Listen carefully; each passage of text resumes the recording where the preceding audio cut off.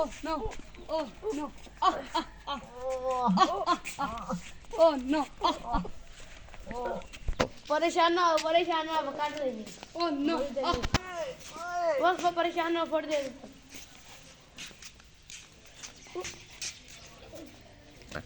ਚੱਲ ਉਹ ਪਹਿਲਾਂ ਨੂੰ ਕੀ ਹੋ ਗਿਆ ਇਹਨੂੰ ਕੀ ਹੋ ਗਿਆ ਸਾਹ ਜਿਵੇਂ ਲਿਆ ਤੂੰ ਪਤੀਲਾ ਯਾਰ ਇਹਨੂੰ ਹੋ ਕੀ ਗਿਆ ਇਹ ਪੰਗੇ ਲੈਂਦਾ ਰਹਿ ਤੈਨੂੰ ਵਸਾ ਲਿਆ। ਮੈਂ ਕਿੰਨੀ ਵਾਰੀ ਸਮਝਾਇਆ ਇਹਨੂੰ ਚੱਲ ਮੈਂ ਦਮ ਦੂਰ ਕਰਨਾ ਫਿਰ ਬੱਚੇ ਕਿਹੜਾ ਤਰੀਕਾ ਲਾਣੇ ਇਹ ਤਾਂ ਨਿਕਲਣ ਦਾ ਨਾ ਹੀ ਲੈਂਦਾ ਤੇ ਹੋਇਆ ਆਪਾਂ ਦੂਜਾ ਤਰੀਕਾ ਪਾਣੀ ਨਾਲ ਮੈਂ ਦਮ ਦੂਰ ਪਾਣਾ दम दे लूटा। कितना इतना ਸਾਈਡ ਲੰਮਾ ਪਾ ਦੇ ਚੱਲ ਵੀ इतना लंबा बैठ।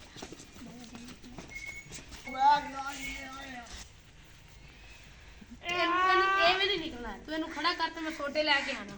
ਚਲਾ ਖੜਾ ਕਰੀਏ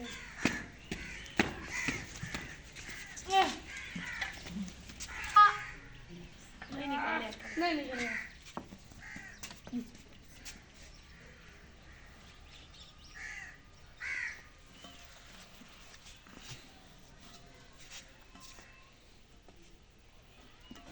इनका तू पंगे क्यों लेना यार तेन मैंने तेरी नहीं समझ आ रही मैं इधर छिका तो तू थोड़ा इंज करना था पतीला काटना डंडा फर यार चल नहीं निकल यार छोटे पाई छोटे फर ए पंगे क्यों लेना मैंने ये नहीं समझ तू थल्ले बैठ पंगे बड़े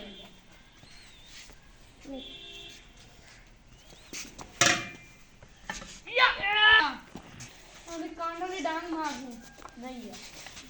अरे इधर फुल जोर लगा दे।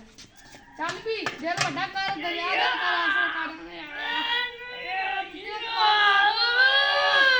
निकल गया ये इधर ला।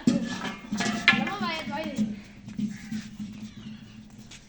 ਚੱਲ यार दे यार।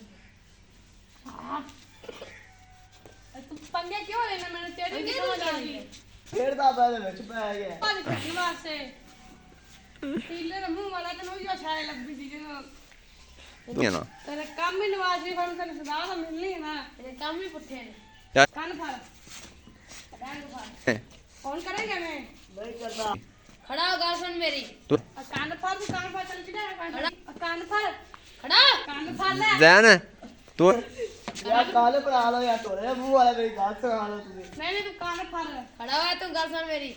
ਤੁਸੀਂ ਪਹਿਲੇ ਆਪਾਂ ਇਸਲਾਮ ਵਾਲਾ ਗੱਲ ਸੁਣਾਣੇ ਕੰਨ ਫੜਾਣੇ अभी सलाह काली तू कान नहीं फड़ ਅਸੀਂ सलाह कर ली तू खड़ा हो गर्लफ्रेंड मेरी। नहीं कान फड़ तू खड़ा हो गर्लफ्रेंड मेरी। तेनू वाले दा कान आ पता सारा भी मैं पहले दस ਆ ਮੈਂ ਨਹੀਂ ਤਾਂ ਖੇਡਦਾ ਪਿਆ ਸਹੀ ਗੱਲ ਖੇਡਦਾ ਪਿਆ ਇਹ ਗੱਲ ਫਸ ਗਿਆ ਵਿੱਚ ਹੁਣ ਫੇਰ ਨਾ ਫਸਾਲ ਲਾ ਵੀ ਅੱਗੇ ਬੜੀ ਮੁਸ਼ਕਲ ਕੱਟੇ।